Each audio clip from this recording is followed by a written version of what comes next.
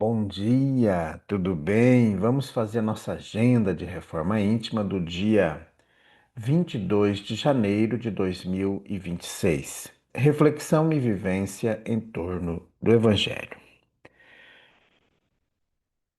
O que está em terra boa são os que, tendo ouvido a palavra com o coração nobre e generoso, conservam-na e produzem fruto pela perseverança. Lucas 8:15, na Bíblia de Jerusalém.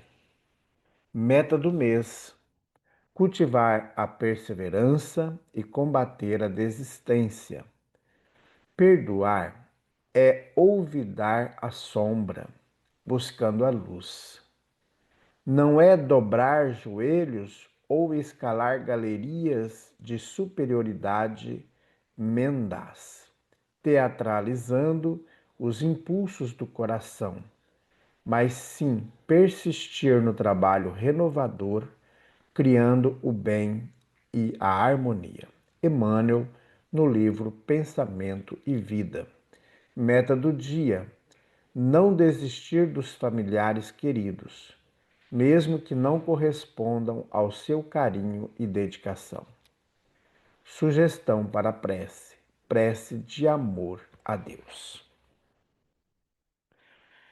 Graças a Deus, bondoso Jesus, nós queremos nesse momento dar graças a Deus pelas bênçãos que recebemos. Queremos agradecer pela natureza, queremos agradecer por todas as plantas que serviram de alimentação, que são responsáveis pela oxigenação do planeta. Queremos agradecer pelo dia, agradecer pela noite, agradecer pelo sol, pela lua, pelas estrelas. Queremos agradecer pelos animais, pelos pássaros. Queremos agradecer pelas flores que perfumam o nosso dia. Queremos agradecer pela chuva. Queremos agradecer pelo ar que respiramos. Queremos agradecer, Jesus, pelos rios, pelas águas. Queremos agradecer pelas plantas. Queremos agradecer pela família que nos acolheu. Queremos agradecer pelos amigos, pelos colegas de trabalho. Agradecer por aqueles que também não nos nutrem simpatia e também aqueles que também nós não temos tanta simpatia assim. Queremos agradecer, Jesus, pelo nosso corpo, pelos órgãos que funcionam.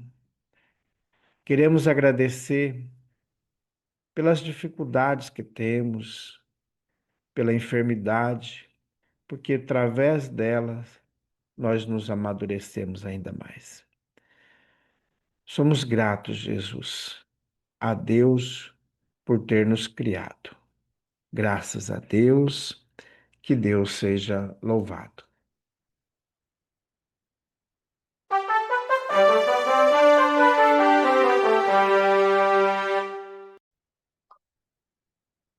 Meus amigos, mais um dia à nossa frente, muito trabalho, muita dedicação, que a gente consiga aí desempenhar com afinco a nossa tarefa.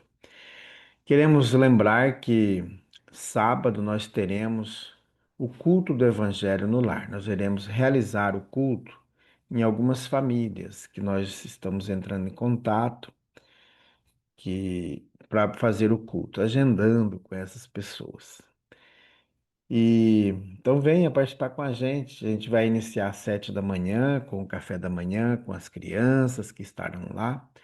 Aí às 8 a gente começa a preparação e 8h30 a gente sai para fazer o culto, retornando lá pelas 9h30 para nossa casa de volta. A Casa Espírita Amigos da Paz Está sediada em Alta Floresta, Mato Grosso, no bairro Jardim Primavera, no final da Avenida Brasil. Mais esclarecimentos, entre em contato com a gente pelo WhatsApp 66 984 66 7110.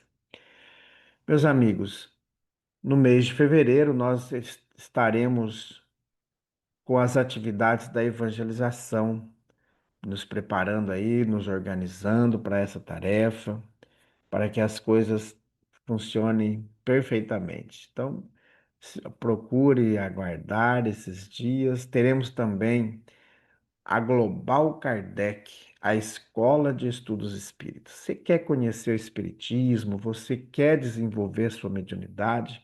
Se organize, se prepara, porque a partir de fevereiro nós vamos iniciar os cursos na Casa Espírita. Então, não deixe passar essa oportunidade. Às vezes você fala assim: ah, são 2 anos e meio de estudo para eu estar trabalhando, mas daqui 2 anos e meio já passou. E se você não começa, vai só protelando, protelando, protelando. Então é importante, se você tem vontade mesmo de estudar, venha, estuda, participa. Não deixe ser convencido pelo cansaço, pelos outros compromissos. Participe, tá bom? Nós estamos estudando, já indo para o fim do livro, Luz Acima. Então, mais alguns dias aí a gente encerra essa obra maravilhosa do Humberto de Campos. Então, a gente vai estudando até dia 1º, né? A gente encerra essa obra no dia 1º de fevereiro. Até lá, nós vamos estudando esse livro maravilhoso. Vamos aí nos programando para um próximo livro. Então, o livro é Luz Acima. Esse livro foi psicografado por Chico Xavier no ano de 1947, ditado pelo espírito Humberto de Campos. E hoje nós vamos estudar o capítulo 40, Rogativa Reajustada. Ildefonso, o filho de Dona Malvina Chaves, dama profundamente virtuosa e devotada à causa do bem, há 4 longos anos jazia semi-acamada, entretanto, preso à situação difícil, assemelhava-se a um cordeiro. Parecia estimar as preces maternas, consagrava-se à leitura edificante e sabia conversar respeitoso e gentil, encorajando quem o visitasse. Contemplando-o comovidamente, a desvelada mãe inquiria o médico divino ansioso: Senhor, que motivo trouxe meu filho à invalidez? Não te parece doloroso imobilizar a juventude aos 18 anos? Traze-o de novo aos movimentos da vida. Restaura-lhe o equilíbrio por piedade. Levanta-o e consagrar-me-ei inteiramente ao teu divino serviço. As lágrimas do sublime coração materno sufocavam as palavras na garganta, emocionando os amigos espirituais que a assistiam em silêncio. No propósito de obter a concessão celeste, a prestativa senhora sacrificava-se através de todas as atividades socorristas. Visitava moribundos, amparava sofredores, protegia crianças abandonadas e arriscava a própria saúde e os recursos na caridade operante, conquistando prestigiosos colaboradores no plano invisível. Em virtude dos inúmeros laços de simpatia e reconhecimento, as súplicas da estimada matrona eram agora secundadas por imenso grupo de entidades espirituais que imploravam diariamente a renovação do destino de Ildefonso. Reclamava-se para ele plena liberdade de movimentação. Esclarecia-se que, na hipótese de o enfermo não merecer a graça, o benefício não deveria tardar. Mesmo assim, considerando-se os méritos da genitora, mulher admirável na fé e no devotamento. Tantos rogos se multiplicaram e tantas simpatias se entrelaçaram que um dia a ordem chegou do mais alto, determinando que o jovem fosse reajustado 100%. Os trabalhadores invisíveis, jubilosos, aguardaram o ensejo adequado. E quando surgiu um médium notável no setor da tarefa curativa, a senhora Chaves foi inspirada a conduzir o filho até ele. O missionário recebeu-a solícito e declarou-se pronto a contribuir no socorro ao doente, em obediência aos desígnios superiores. A mãezinha fervorosa observou, no entanto, que aguardava a cura completa em face da confiança que a orientara até ali. O servo da saúde humana, cercado de espíritos amorosos e agradecidos, orou, impôs as mãos sobre o hemiplégico e transmitiu vigorosamente os fluidos regenerativos dos benfeitores desencarnados. Em breves dias, o prodígio estava realizado. Ildefonso recuperou o equilíbrio orgânico integralmente. E a genitora, feliz, celebrou a bênção, multiplicando serviços de compaixão fraterna e gestos de elevada renovação espiritual. Um mês desdobrara os dias comuns, quando Dona Malvina começou a desiludir-se. Ildefonso, curado, era outro homem. Perdera o amor pelas coisas sagradas. Pronunciava palavrões de minuto a minuto. Convidado à prece, informava irreverente que a religião era material de enfermarias e asilos e que não era doente nem velho para ocupar-se de semelhante mistério. Inadaptado ao trabalho, fugia à disciplina benéfica. Trocava o dia pela noite, tal a pressa de esfalfar-se em noitadas ruidosas. Parecia vigilante do clube noturno e suas despesas desordenadas não chegavam a termo.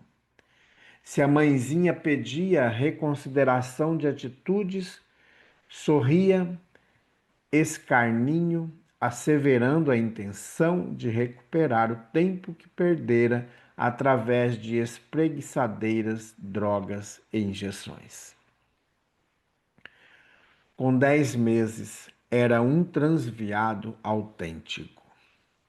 Embriagava-se todas as noites, tornando no lar nos braços de amigos, e quando a genitora, impondo-lhe repreensões educativas, se negou a pagar-lhe a 100ª conta mais exagerada. E Ildefonso falsificou a assinatura de um tio em escandaloso saque de grandes proporções. A genitora mãe não sabia como solver o enigma do filho rebelde e ingrato. Queixas surgiam de toda parte. Autoridades e parentes amigos e desconhecidos traziam reclamações infindáveis. A abnegada senhora via-se aflita e estonteada, ignorando como reajustar a situação, quando certa noite, pedindo ao filho ébrio lhe respeitasse os cabelos brancos, foi por ele agredida a pancadas que lhe provocaram angustiosas feridas no coração. Sem palavras de revolta, Dona Malvina, a abençoada intercessora, procurou a câmara íntima em silêncio e rogou: Médico divino, compreendo-te agora os desígnios sábios e justos. Meu filho é também uma ovelha de teu infinito rebanho. Não permitas, divino amigo, que ele se converta num monstro. Não sei, Senhor, como definir-lhe as necessidades, mas faz-me entender-te as sentenças compassivas e modifica-lhe a rota desventurada. Enxugando o pranto copioso, repetiu as palavras evangélicas: Sou tua serva, faça-se em mim segundo a tua vontade. Está lá em Lucas 1:38. Intensa luminosidade espiritual resplandecia em torno de sua cabeça venerável. Nova bênção desceu de mais alto e, com surpresa de todos, no dia imediato, Ildefonso acordou paralítico. Irmão X.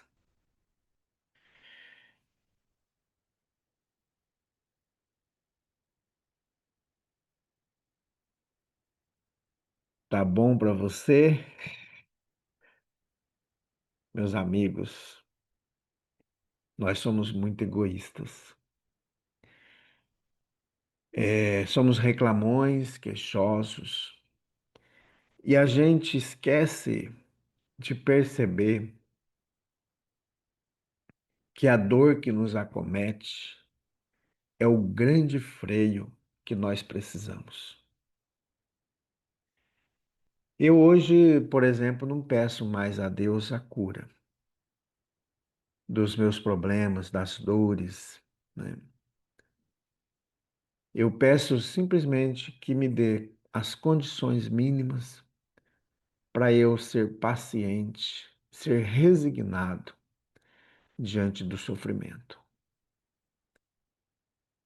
Porque nós somos muito desajuizados, nós somos adolescentes imaturos. O dia que nós tivermos um corpo sadio, perfeitinho, nós debandamos na primeira oportunidade que a gente tem. É como abrir um curral e a boiada sai desembestada pelo pasto. Então, meus amigos, louvemos a dor. Agradecemos a Deus a dor. A dor nós a merecemos. Porque se ficarmos sadios como Ildefonso, nós vamos fazer loucuras. Por isso, louvemos a dor, louvemos o sofrimento. Claro que não vamos ser pessoas que vai ficar lá tendo, eu sou coitadinho mesmo, com a falsa humildade. Não. A dor não é para a gente ficar lá jogado, abandonado. A dor é para nos impulsionar para o bem. Então, que a gente reflita muito sobre isso. Muito. Se eu ficar sadio, sem dor nenhuma, será que eu vou continuar fazendo o que eu faço? Ou porque agora eu tenho um corpo perfeito, eu vou me esbaldar pela vida? porque eu não tive essa oportunidade. Então, meus amigos, agradeçamos, sejamos gratos a Deus.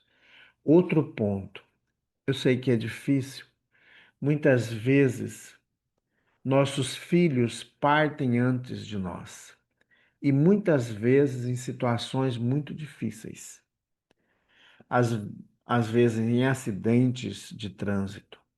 Não é fácil para um pai, para uma mãe, receber o corpo quebrado de um filho. Mas nós sabemos que muitas vezes esses fatos acontecem para o amadurecimento nosso e também deles. Porque já pensou se o nosso filho continuasse na mesma vida, na mesma regra, todos os dias, envolto nas viciações dos entorpecentes, passando altas noitadas até de madrugada, perdendo saúde, perdendo equilíbrio? Meus amigos, porque cada um de nós veio para cá com compromissos. E aí a gente chega aqui e esquece.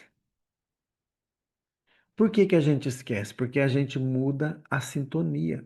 Porque se nós estivéssemos com a sintonia do nosso anjo da guarda, que está ali todos os dias, José, puxando pelas orelhas, né? E muitas vezes eles fazem isso, mesmo quando a gente está rebelde. E quando chega um momento, fala assim, ó, meu filho, se você continuar nessa vida aí, você vai trazer mais dor, mais transtorno para você. Então é preferível encerrar a sua reencarnação agora, do que você piorar a situação. Então, agradecemos a Deus pelas dificuldades que nós temos, agradeçamos e vivamos a vida, mesmo com dor, mesmo com sofrimento, como nossa irmã aqui, que se dedicava ao bem. Quando o filho, de tanto ela insistir, os espíritos insistirem pela cura dele, ele só fez coisa errada, né? E aí ela pede novamente a doença para o filho. Claro que ela pede entre linhas. Lá no livro Maria de Nazaré, tem cenas, tá aqui no canal do YouTube, se você não conhece a obra, vai lá na playlist do nosso canal, tá lá tudo os livros que estão também gravados. E lá, quando Jesus aparece no Vale dos Leprosos, que Maria está cuidando dos leprosos, alguns leprosos dizem: Jesus, não me cura, não me cura, porque se você me curar, eu vou voltar para a vida desregrada. Deixa eu com a minha doença. No livro Francisco de Assis também tem um relato de um dos que Francisco de Assis curou da lepra e começou a segui-lo. Chegou um tempo, ele falou: Pai Francisco, devolve a doença para mim, porque eu não sou digno de continuar na tua equipe. Porque a vida humana me chama e eu quero que a doença volte, porque daí eu não vou me perder. E assim foi feito, né? Então, meus amigos, sejamos gratos. E quando nós tivermos algum tipo de enfermidade, lembre da historinha passada que nós lemos aqui, o gênio. Nós temos o gênio da dor. Alguma coisinha nós estamos negligenciando.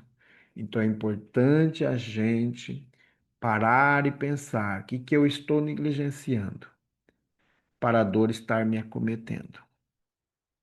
Vamos orar? Amado Mestre Jesus, fortaleça a nossa fé, fortaleça o nosso entendimento e esclarecimento do teu Evangelho, para que não negligenciemos a tarefa que nos foi confiada. Jesus, nos ajude a estar sempre em sintonia contigo. Que as coisas daqui da terra, as coisas principalmente as negativas, que nós somos muito atraídos por elas, possam não ser tão importantes para o nosso espírito, para que a gente de fato compreenda a necessidade de tomar caminho diverso, voltando para ti, sendo bom, sendo fraterno, sendo dedicados à tarefa do amor. Ajude-nos, Jesus, a trilhar no teu caminho. Sabemos que sofrimentos e dores aproximam para nos apontar para o caminho, para mostrar para nós que o que estamos fazendo não está bem.